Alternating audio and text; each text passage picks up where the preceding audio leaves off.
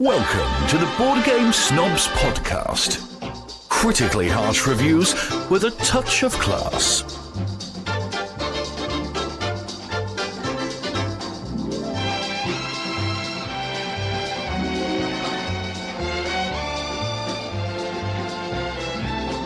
Go. Ready for the best podcast you could probably be listening to this time. We need to keep it down, though. Keep it quiet a little bit. My wife's in the other room. I don't want to disturb her. Your kids are asleep? But, no, my kids aren't asleep. This is Sunday afternoon. Where are They're your outside. kids? They're outside. I made them go outside. You made them go outside. Yes, so they could get sun and vitamin D, which is essential to their growth and health. Oh, I disagree. Mm-hmm. It is. I haven't been outside in a month. I know, but you rely mainly on carbs for your growth. Oh, Does the screen off my TV provide any vitamin D and or laptop? Oh, that would be a good idea. Like if we had electronics, like screens and televisions that did that provided, enough light. How does the sun provide vitamin D? What is it? A particular ray, a UV or gamma? It's a ray band. It's like a Tom Cruise sunglasses. Like photosynthesis. So it's like, because you're basically a vegetable. Yes. So it shines on you, and you as a potato produce the vitamin D that is required for your bones to do osteogenesis, which is how you make bones. I like that band. They're great. I can't walk. I can't talk. Remember Genesis? Did that have Phil Collins? Phil Yes. Collins, that's right. Yeah, it was. But then he realized he's the talented member and left. He did the Justin Timberlake thing. After a while, you realize I'm the star of the show. He leaves. Why am I sharing all this money when it could all be mine? Very prophetic. I should take a cue from Mr. Collins and Mr. Timberlake and strike out on my own. If only I had an editor. We've listened to those mini pod solos. Hey, that was just. Hey, I will not be judged by my own solo endeavors. Okay. You get on and say, "I'm all alone. Let me talk into this microphone as if it's a friend." I'm gonna start. That's what I need. I need a Wilson. I need something I can talk to. And as in the volleyball or the guy looking over the fence? Either one. Somebody to provide me with hot armadillo facts. Ooh, speaking of which, did you know the 9-banded armadillo? Oh, wait. Let's see. There's the giant armadillo. There's a 3-banded armadillo. We've went through those.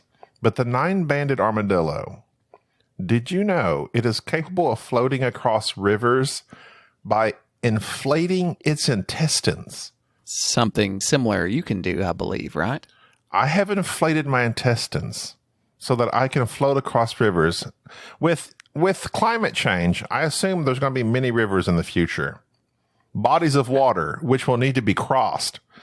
I will be the life raft, which my wife and Sade will hold on to as we make our way to the small spot of land. It's going to become Waterworld eventually. Everyone should have inflated their intestines. I've been preparing. What have you been doing? Could you lash a bunch of armadillos together that were, say, inflated and be able to use them as a raft? I think so. Why wouldn't you? You have to go armadillo ranching. I'm gonna create an armadillo ranch, much like the bunny ranch, except we will have armadillos instead of bunnies. I assume the bunny ranch is just a ranch full of bunnies, right? Speaking of that, it makes me think of Giuseppe. He should be in the hospital now. Have you heard from him? He's been posting, and he's got all his stuff together. And yeah, I think day one of his chemo has come and gone, and he's doing the whole 28 days, 24 hours a day thing. Editor-in-chief here, Gabby. Hello, everybody. From the future Gabby. Yeah, that's right. I'm stealing that. Future Gabby. Giuseppe had texted me with a more recent update than when we recorded this a few weeks ago. He said he got some good news. Instead of spending a whole month in the hospital, he gets to go home on Monday. Now, that Monday would have been this Monday, which was, let's see, this Monday will be, what will this Monday be? The 15th, March the 15th. So Giuseppe will hopefully get to go home on Monday the 15th. He said they're going to continue treatment at home as home health care. So that's good news for Giuseppe. Now on to the show. Oh. Yeah, somebody posted on the Facebook group that Giuseppe's laughs is similar to a Bond villain. And when I listened to that podcast, I couldn't help but realize that Giuseppe does have a very disturbing, I have your loved one. You must, I have your loved one. No, Mr. Bond, I want you to die type laugh, anyways, cracks me up. It also cracks me up that I just now realized that we are poking fun at a cancer patient. Oh. So perhaps we should just edit this all out because that might not be great. He knows. Hey, he knows? He knows what podcast he came on. Oh, well, I hope Giuseppe's doing better. Well, we need to message but to get back to armadillo face, because that's what we are now. The second way, what do you think the second way is? Okay, so 1, intestinal inflation. Mm-hmm. 2, how else would you cross a riverbed? Intestinal inflation is what our economy's about to be doing. How else would you cross a river? If you can't go on top, go across the bottom. You mean they can walk on the bottom? They can hold their breath for 6 minutes and walk across the bottom. Really? Yes. I didn't know that they were just this versatile. They are fascinating animals, and I think they've been severely overlooked, underestimated. We are now the board game armadillos. Don't underestimate us. I find it. But we're two-banded, sometimes three-banded. I don't know what the advantages of the bands are. It's just, I think it has to do with the size of the armadillo generally. Because like the giant armadillo has 10 to 13 bands, and there's a 9-banded. Then there's like the little pink one. There's a little pink armadillo. I'll give some facts on it later, but it's got, I think, just a few bands. I don't know. Yeah, we don't want to waste all of our hot armadillo. No, I gotta give it all out in small doses. Because then how else can I keep this armadillo thing going? Especially if it becomes our mascot. Is it going to be our mascot? Oh, God, I hope not. I have recently, you've seen the pictures I posted on the Facebook group, no doubt. So I have, I've started getting into clay sculpting, the modeling, and for some reason, just Clay a few nights ago. Are you the one making him more muscular these days? Clay Aikens, he needs a little better jawline. Let me help him out there. I'm sculpting clay. There's a skit there. I'm thinking about it. There's a good skit coming out of that. But yeah, so I made an armadillo out of clay, and now I'm like obsessed with making clay armadillos for some reason. And it's I've gone down. Have you made which armadillo have you made? Have you made the? I have finished a 3-banded armadillo with a top hat. Roll it up into a ball. Of course, it's a snob. I have just now cooked a 6-banded armadillo. He is a little more prestigious. He has a bow tie and a monocle. And so I haven't painted him. I've just got him baked. Well, I don't understand. Baked. Why are you eating armadillos? What are you doing? Yeah, you have to heat it. Yeah, the clay doesn't harden by itself. You have to mold the clay into whatever you want and then stick it in the oven at 275 for 15, 20 minutes. You're cooking armadillos. Yeah, I'm cooking armadillos. And then afterwards, you take them out, you paint them, you seal them, that type of thing. I didn't know there was so much I didn't know clay sculpting was a thing, really. Oh, clay sculpting is amazing. If you just want to sit back, all right, if you're like into like... we're not talking like Ghost, you're rubbing your hands up and down this thing as I'm behind you, also rubbing my hands up and down the whole clay thing, the table spinning. That's pottery. But that's clay, right? Yeah, it's different. It's pottery. That's not the type of thing. So if you want to get on YouTube, watch Ace of Clay. Ace of Clay is amazing. It's this guy who just does simple models. He makes it look so easy, but he just picks an object and a character. And right before your eyes, he takes a hunk of clay and just shows you how to make things. And it's amazing. It's on the lines of The Painter, of Bob Ross. It's super calming. But anyways, his channel has become like my new obsession. That and watching the rabbits fight. Do you still listen to Righteous Brothers as you sculpt your clay? A little bit.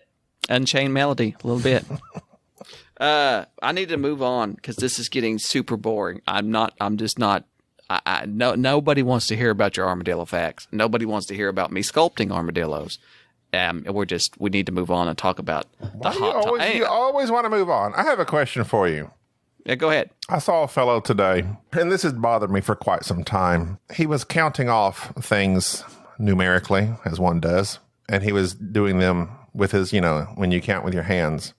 1, 2, 3. He was gesturing. Mm-hmm. When I gesture 1 to 3, I start off with my pointer finger, 1, then my middle finger, and then the ring finger. I mean, that's the way it should be done. It irritates me. It makes me angry when someone starts off with their thumb first as 1, then 2. Why not? It's wrong. That's wrong. He was doing 1, 2, 3. It's supposed to be 1, 2, 3. I've even seen people say like 3, and they'll hold up their pinky, their ring finger, and then their middle finger like 3. That's a European thing. No. Well, I'm American. It's 1, 2, 3. Pointer finger first, then middle, then ring. 1 to 3. If What's you do 5? it any other way, your thumb is the fifth one? Your thumb's the fifth one. Yeah. 1, 2, 3, 4, 5. Thumb is 5. But you don't think it's better to go in order? Like 1 with the thumb, 2, 3, 4, 5. No. How do you do it? When you said that, I realized that I do it both ways. It seems like sometimes when I'm talking to you, if I'm gesturing to some people, I do like with the thumb. I do the thumb, the 1, 2, 3, 4, 5. I start off with the thumb. If I'm just making one point, Incorrect. if I just want to well, no, here's the thing. If I know I have, if you notice in the when you're rooting for your team, we're number 1. Nobody's holding their thumb up. We're number 1. No, you're hitchhiking with a thumb. Number 1 is the finger. But no, pointer. Thumbs up though indicates goodness, greatness, and acceptance. I mean, that's universal. That's almost the thumb. Okay, but we're not counting. We're not counting with the thumb up. I'm talking about counting. The number 1. We have it on giant foam fingers here in the States. When you're cheering for your team, number 1, the finger is up. You don't say number 1. Hitchhiker, good to go. Good job, buddy. That's not what I'm saying. I'm saying number 1. I feel strongly about this, and it bothers me. It bothers me when someone counts weirdly with their hand. It distracts me. I'm like, he's counting wrong. Why is he doing his hand like that? It's 1. It's not 1. They'll even go like, I got 2 points for you. And they'll hold up these 2 random fingers. It's like, why not just do the devil sign? I got 2 points for you here. 1 and 2. Or just the bird. Flip me the bird. You might as well if you're not starting off with the pointer finger. You're number 1. All right. Well, so since we're dealing with social norms and wording and meaning, I'd like to that will branch into what I want to gripe about. Now, this may seem like I'm hostile towards you, but I am in a way. Towards me? Yes, towards you. So I'd like to start this off by number 1. We thank all of our listeners for your emails. We are going to be answering them, all of them probably, next episode because we got some great emails. Some from Mr. Jason Osterbind. And I thought Luke you were fixing to say Derulo, and I was going to be real happy. Brendan Haynes, he sent us an email. We got several. Jesse Welch just emailed us. Said, my first concert as a teenager was Bachman Turner Overdrive in Eugene, Oregon. Bachman Turner Overdrive. That's the taking care of business. Is that taking care of business? Taking care of business. I'm unfamiliar with BTO. I'm pretty sure that's like the only thing they did. Like you're taking care of it. Yeah, if they did, I don't. They took care of business. They made their hit. They took their money and left. Yeah, I don't remember anything else about them. I'm sure they've had other hits. I just can't remember about taking care of business. Anyway, so we'll get to those next episodes because I want to gripe at Gabi. So the other day, we have been playing a lot of BGA games, and one of the games that we had, we were wanting to try out was a game called Abyss. Now, Abyss is designed by the famed designer Bruno Cathala.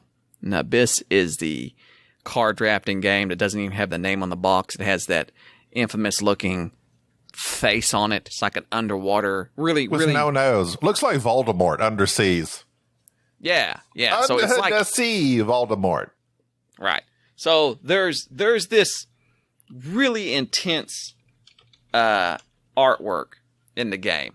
And so it was one that I have always wanted to play. I was glad to see it on BGA.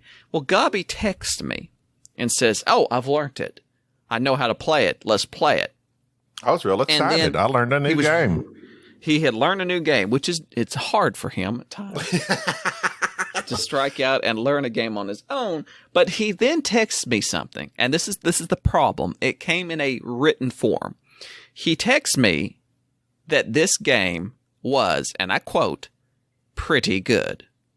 So, okay. I see where you're going. So, yeah. So when I think of something pretty good, I go, oh, pretty good.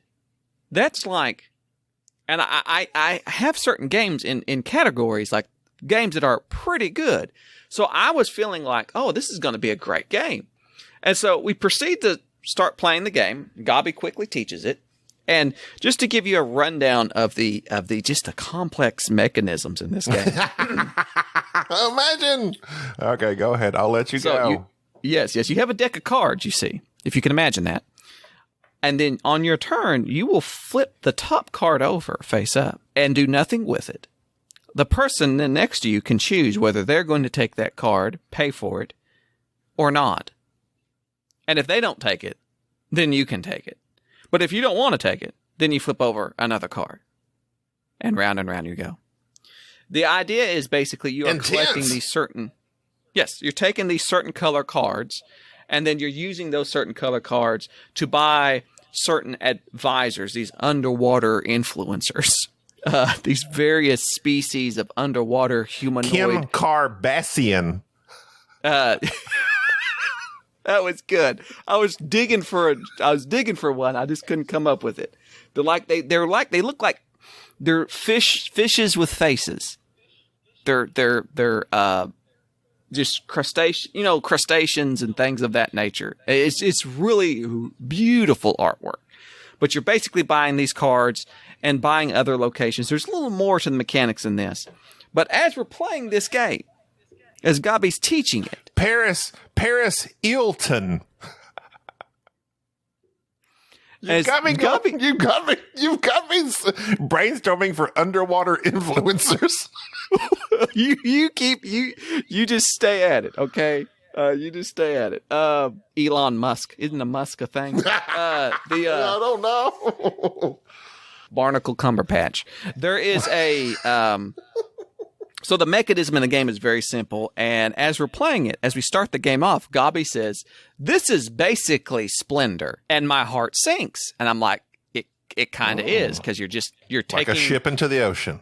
Your heart. Yeah, you're taking cards, much like you're taking poker chips in Splendor, to buy other cards that give you victory points. Except in Abyss, it's slightly more complicated than that because there is some comboing of these cards. And so I'm not saying it's as simple as Splendor, it's a step up.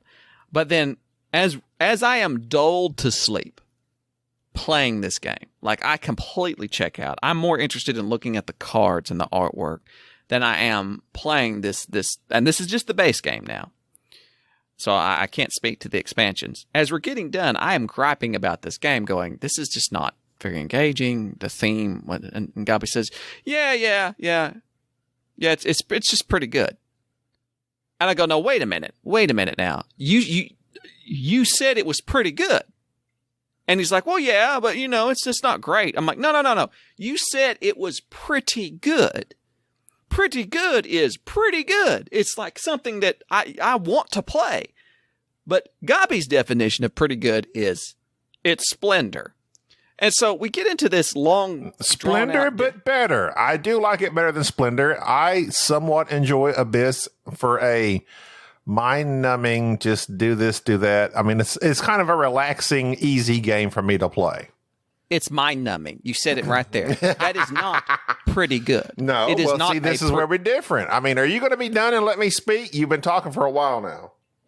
Since I got to get up to get me some more tea, you can go ahead and speak while I pour myself some more tea. Go ahead. Keep speaking. I think this is, first of all, this is why texting people your thoughts and feelings, it doesn't really work because there's no connotation, there's no tone of voice. When I said, yeah, it's pretty good. That's pretty good. And that's a whole different ballgame. And also, if something is good, it's good. Pretty good, in my mind, is not as good as good. It's pretty good. Just like if someone said, how you like that lasagna? Yeah, it's pretty good. Doesn't mean it's great. Doesn't mean it's real good. Doesn't even mean it's good. It's just right there next to good. To me, Jerry, then he goes online, looks up the definition of pretty good, blah, blah, blah. But, definitions, they have various meanings. I have a cousin. No, they don't. Shut they up. Are not subjective. This is my turn now. I have a cousin-in-law. Anytime we're eating, shut up. Anytime it's my brother, my cousin John. Anytime we ask him, he's always eating something. He's always just eating it. Anytime he eats something, I ask him, how's it taste? It's pretty good. He never says it's good. It's an ongoing thing. It's an ongoing joke. We're like, John never thinks anything he eats is good. It's always just pretty good. It takes a lot to blow him away. That's the way Abyss was with me. It was pretty good. It did not blow me away. It was not great. I don't know if it's even good. It's pretty good. It's not good. That's my definition of it.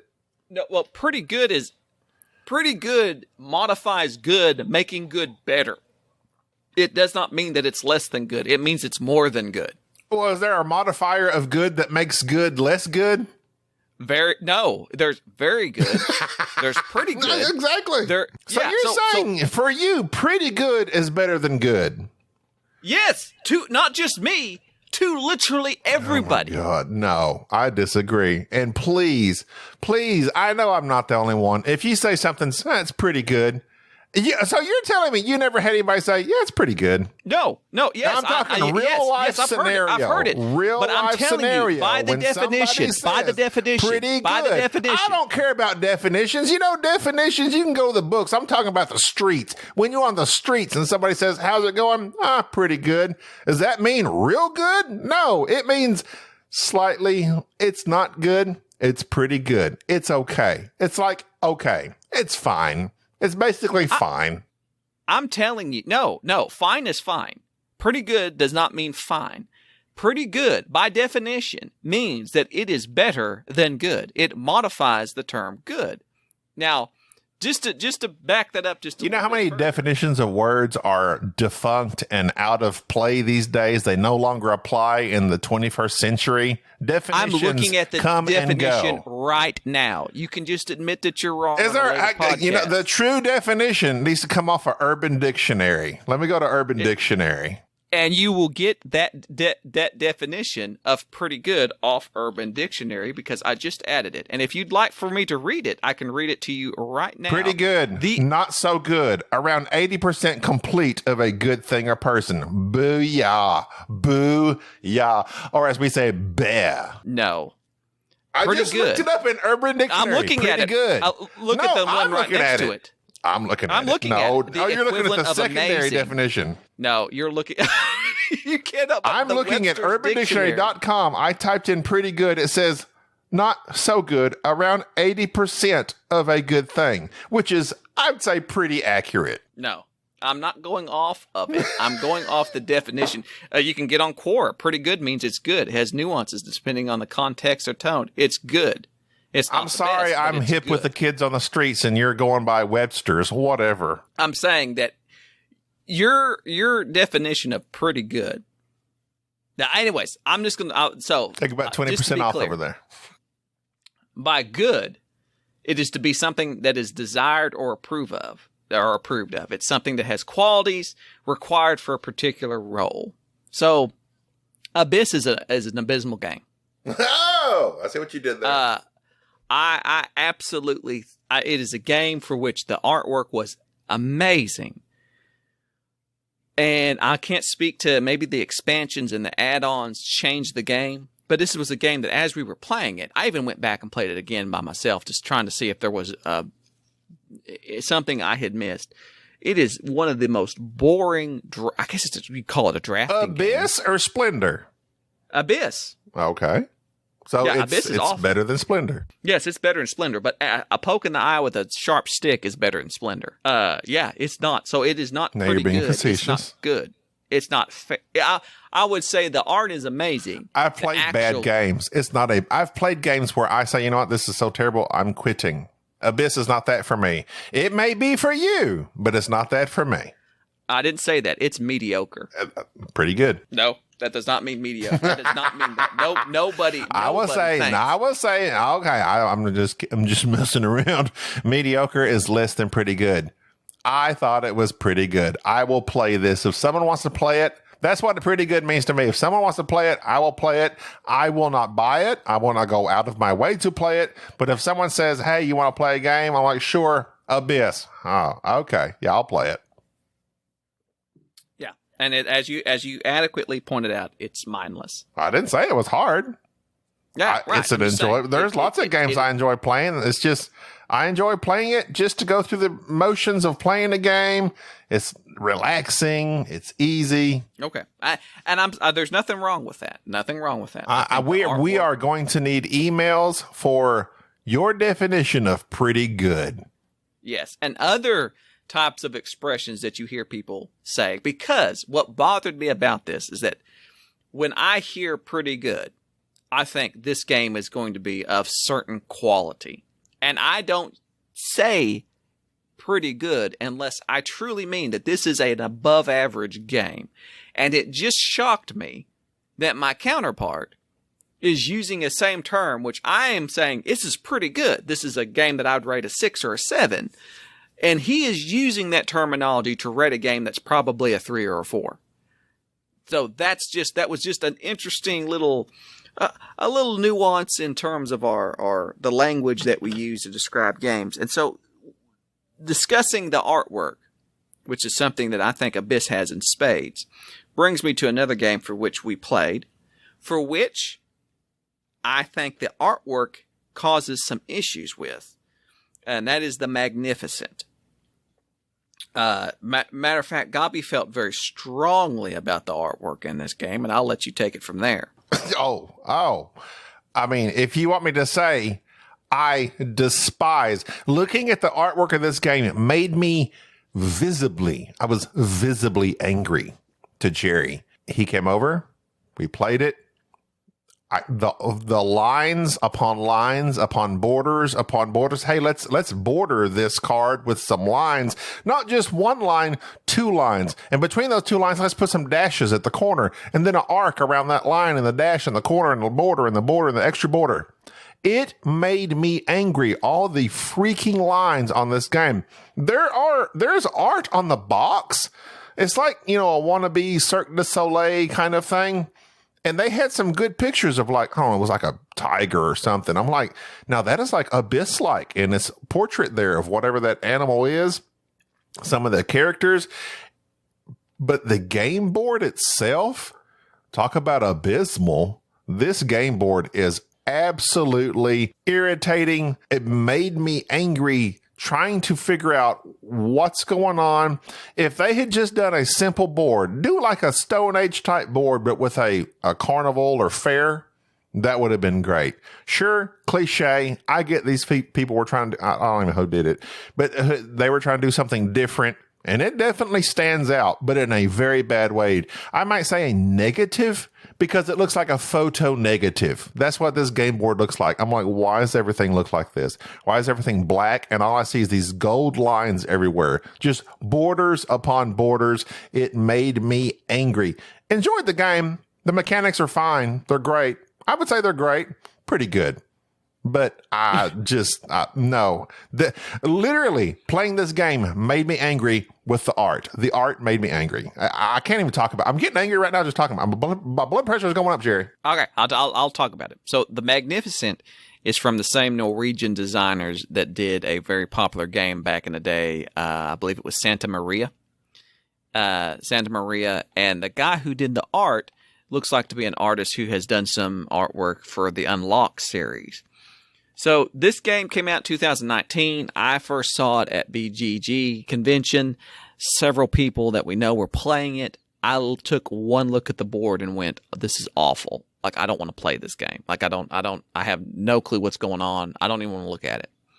I will say that after you set it up, learn it, and kind of get used to the way that it presents itself, it's fascinating. I'm not 100% against the art. I see what they were trying to do. They were trying to go for that very dark background, kind of like in Brass, Birmingham, or Lancashire, that kind of a presentation. The theme of the game is that you're running a circus, and there are various performers, and all the colors are like these neon light looking colors that are all just kind of very psychedelic, and everything just kind of seems just a little bit off, so to speak. So it's interesting to look at, but it really does, in a small way, detract from the game. I did not like the busyness of the board or the player boards and everything. Now, with this complaints aside, and I will continue to move off the art and go on into the actual mechanism of a game. This is a dice placement game, and I hate dice placement games. No, you don't. This is a dice drafting game as well. Like, you're drafting the dice, which I hate drafting. You're that guy. You just like to, you hate on everything, but like it all, really. In actuality, you like dice drafting, you like deck building, you love it all. I don't. There's 3 rondelles. That's my cousin. The theme of the game is barely there. It just it almost detracts from what you're doing. This is very just. And the theme barely comes through because of the freaking board. If they had made a board where say, "Hey, you're entering this circus. All right, now which tent you going to go into? They're going to put on a show. Oh, you could use that show. Take this, do this." I think the board detracts from the theme instead of adding to it. Right. And it's got a very weird presentation. I will give it this compliment. The player boards, once you get used to it and you realize what's all going on, the player boards, and I think what they would call, like, in terms of like computer games or computer applications, like the user interface. I don't know what you refer to that in terms of board games, but what you need to know is on your player board. It's all symbols. Once you know the game, it does make sense. And to describe what you're doing in this game, there are some very interesting mechanisms in it. For instance, when you draft the dice, the color of the dice matters, and the pips on the dice is the strength of whatever action you're going to do. And there's just 3 actions. And the same 3 actions are pretty simple. It's you're going to either A, build, which is this kind of sub-game, this tetramino, polyomino type thing, where you're taking these various colorful tints and making these shapes on your player board.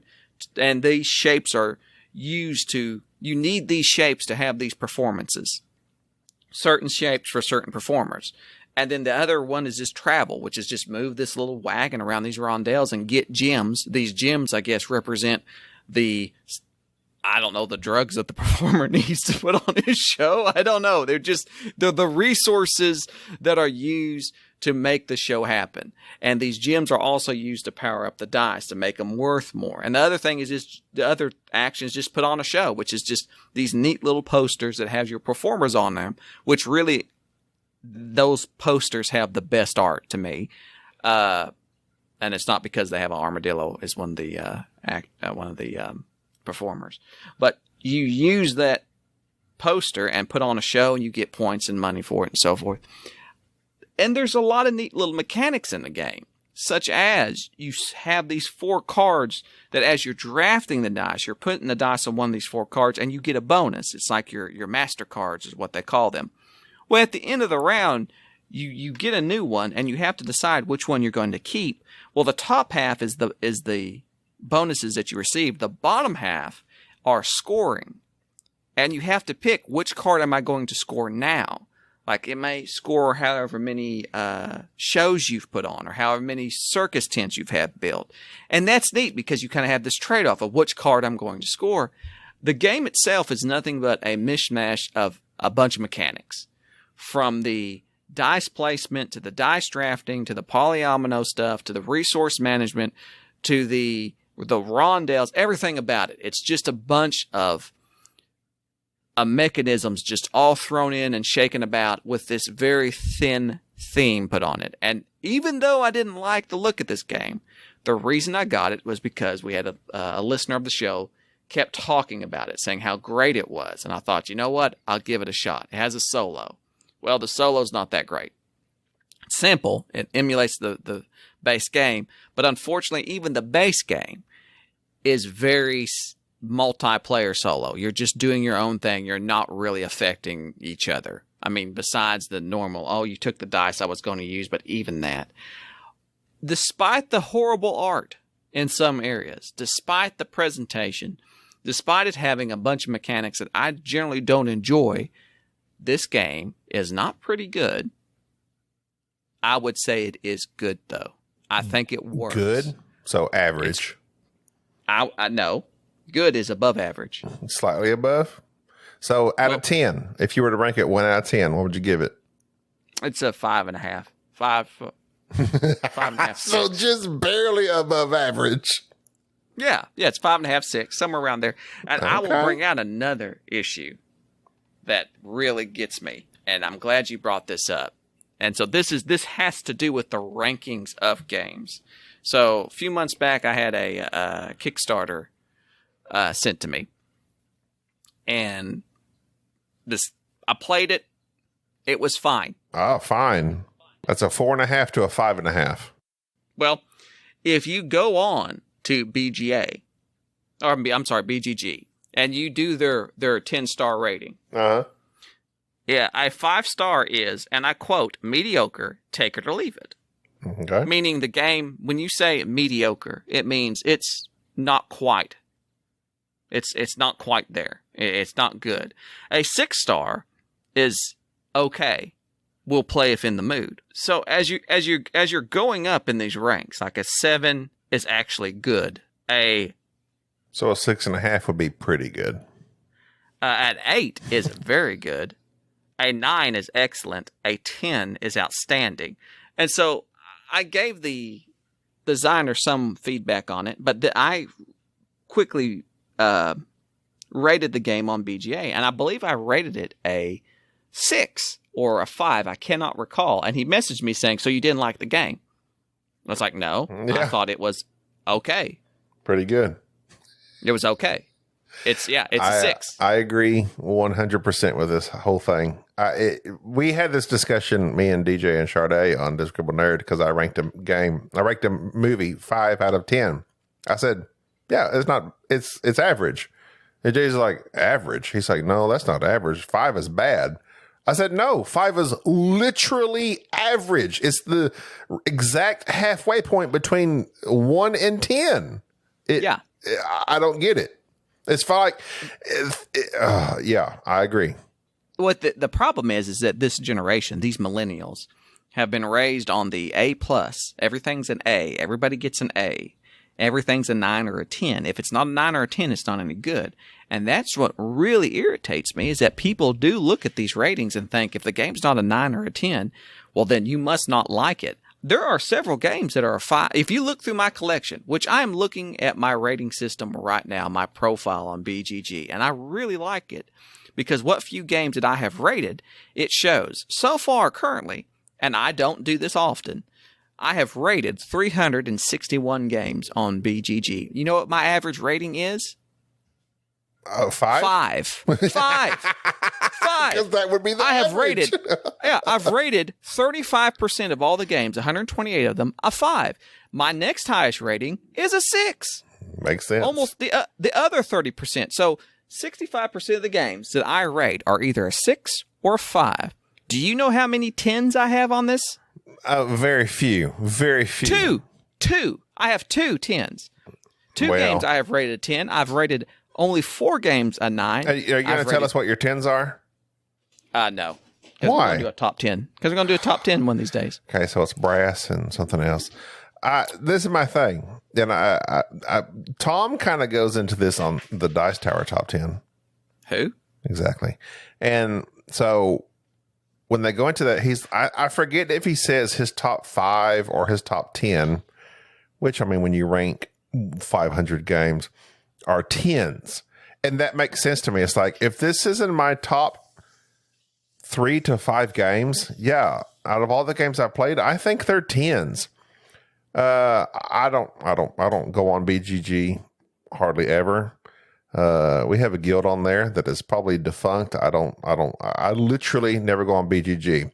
But yeah, I mean, there's very few games that I would give a 10 that are outstanding. They're perfect in regards to me. Well, even not like viticulture. Okay. That's been my number 1 for a long time. So it would be natural for me. That would be a 10, but I realize it's got these visitor cards that people have trouble with. It can be severely swingy and, not, whatever the term is. But I like viticulture a lot. I've been playing Yokohama a ton. I've been playing City of Big Shoulders a ton. Those games, we'll do our rankings later, they may or may not be very close to 10s. But average is 5. If I rank a game a 5, it doesn't mean I hate it. It means it's fine. We've disagreed on this podcast. On this point with you, I do not disagree. I've just noticed that my rankings here of the games that I've ranked either at 1, 2, or 3, I've got like 10 games, and we need to do a podcast on that. Of the 10 games that I think are abysmal, because apparently as I'm looking through this list, I think you'll know what my number 1 is. Splendor. Okay, go ahead. But the other ones I find that reminds me of these horrible games for which I've played, and then this is truly how I feel about them. And I would like to think almost every game we have kept that we have bought and purchased and is sitting here on our shelves and our Calyx are above a 5. Just about. There are only a few games. I think they're either above a 5 or a 6. And I have rated a game a 7 or even an 8 and have traded it away because I've grown something else has replaced it, or I've just, I recognize it as a great game, but I personally have fallen out of love with it. Like I don't want to play it anymore. I think that's the thing that people don't get, is that you can look at a game and appreciate it and go, this is a good game. Like this is a great game probably. But for me, I don't necessarily think that it's going to be something that I will just continually enjoy. But that might go into something of our, I don't know what you had in mind for the next discussion, but a discussion I want to have on this podcast is I've been playing Fields of Arle solo. I love this game. I really do. I love the theme. I love the little animals. The production is great. You got lots of choices. It's a Uwe Rosenberg or Uwe, depending on how you would pronounce it. But I feel like this is a game, once you've played it so many times, and maybe you have reached that 110 score, there's not a whole lot of variability to it. So once I figure it out, I don't really want to keep on playing it. So I will trade it away. I haven't figured it out yet, but I'm assuming I will someday. What, Fields of Arle? Yeah. Well, you can't trade it away. It's mine. But no, it's not. Huh? No, it's not. Yeah, it is. It's mine. You bought this game. Yeah. You got the receipt? Yes, I do. I bought it. Okay. Okay, good thing I didn't trade it away then. I know. You do that all the time. You're like, no, you don't. This is mine. This is mine. I will need to see that receipt because I thought this was my game. No, if it's a good game, then I probably bought it. Whatever. How dare you? I can't help it that you store half your crap over here. I'm like, Gina's like, why do we have somebody? I'm like, Jerry stores all his crap over here.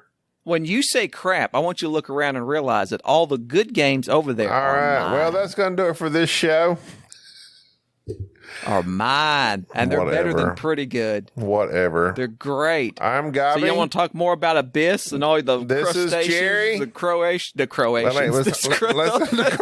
how dare you talk about the Croatians? crustaceans, the people that you've got, your great game, your pretty good game, Abyss. Is Kelly Clarkson an influencer underseas? Kelly Sharkson. I just think that was yes, she is an underwater influencer, and now she's a daytime television person. Let's end this show. Save some of this fiery banter for the next episode. I'm Gabi. I meant to say crustaceans, so we're gonna edit that out because what that was.